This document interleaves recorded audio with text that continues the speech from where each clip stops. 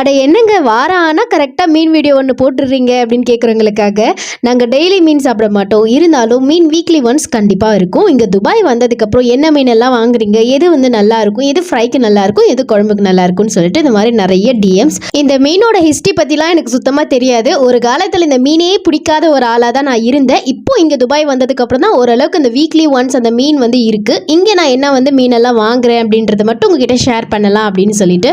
ஃப்ரைக்கு வந்து பார்த்தீங்கன்னா வஞ்சரம் மோஸ்ட்லி வந்து இருக்கும். அதுக்கடுத்து சுல்தான் இப்ராஹிம், அதாவது சங்கரா மீன் அப்படின்னு வந்து சொல்லுவாங்க. அதை தவிர்த்து மத்தி வாங்குவோம், நெத்திலி ஃபிஷ் வாங்குவோம். இதெல்லாம் தான் நான் ஃபிஷ் ஃப்ரைக்கு அப்படின்னு சொல்லிட்டு வாங்குற மீன்.